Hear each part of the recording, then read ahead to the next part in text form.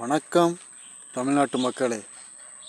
இன்றைய செய்தி என்னன்னு கேட்டிங்கன்னா, இந்த யூடியூப் மூலம் எனக்கு 5 பைசா வருமானம் கிடையாதுங்க. இதனால் என்னன்னு கேட்டிங்கன்னா, இதில் வருமானம் பார்க்கணும்னா 1,00,000 சப்ஸ்கிரைபர் வேணுங்கிறாங்க. ஏற்கனவே போட்ட வீடியோவுக்கெல்லாம் வெறும் 1000 சப்ஸ்கிரைபர் கிடச்சிருக்குறாங்க.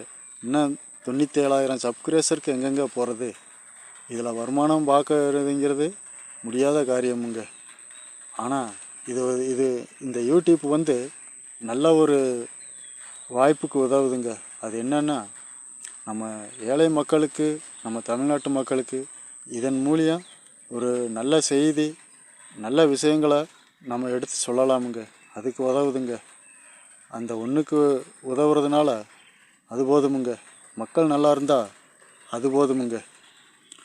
இப்போ என்னன்னு கேட்டிங்கன்னா, நம்ம தமிழ்நாட்டில் ஏழை மக்கள்லாம் நிறையா மக்கள் நிறையா கடன் வாங்கி வட்டி கட்ட முடியாமல் நிறையா பேர் ரொம்ப தவிச்சிக்கிட்டு இருக்கிறாங்க. வட்டிக்கு வாங்கி கடன் கட்ட முடியாமல் வேதனைப்பட்டு ரொம்ப இரத்த கண்ணீர் வடிச்சுக்கிட்டு ரொம்ப கவலைப்பட்டுக்கிட்டு இருக்கிறாங்க.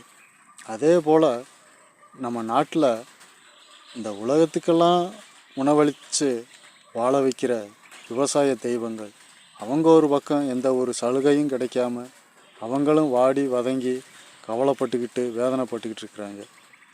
இந்த வேதனைக்கு, இந்த வறுமைக்கெல்லாம் காரணம் யாருன்னா நம்ம தமிழ்நாட்டு மக்கள் தாங்க. நம்ம தமிழ்நாட்டு மக்கள் தவறு செய்கிறதுனால இந்த மாதிரி வறுமைகளை கொண்டு வர்றாங்க. காரணம் என்னன்னு கேட்டிங்கன்னா, ஆளுங்கட்சிக்காரங்களும் எதிர்கட்சிக்காரங்களும் நிறையா கொள்ளையடிக்கிறாங்க, பல தவறுகளை செய்கிறாங்க அப்படின்னு சொல்லி டெய்லி நம்ம செய்தியில் கேட்குறோம். ஆனால் மக்கள் என்ன பண்ணுறாங்க? திரும்ப திரும்ப வர்ற தேர்தலில் அவங்களுக்கே ஓட்டை போட்டு அவங்களவே ஜெயிக்க வச்சு அவங்களவே ஆட்சியில் கொண்டு வந்து உட்கார வச்சிட்றாங்க. அதனால் ஏழைகளுக்கும் எந்த பலனும் கிடைக்காம போகுது, விவசாயிகளுக்கும் எந்த பலனும் கிடைக்காம போகுது. இதில் என்னன்னா, அவங்க மேலே குத்தம் இல்லைங்க. அந்த கொள்ளையடிக்கிறான், தவறு செய்கிறான் அப்படின்னு அந்த கட்சிக்காரங்க மேலே தவறு கிடையாதுங்க. செய்கிற தவறு பூரா மக்கள் தாங்க. மக்கள் தவறு செய்கிறதுனால தான் இவ்வளவும்.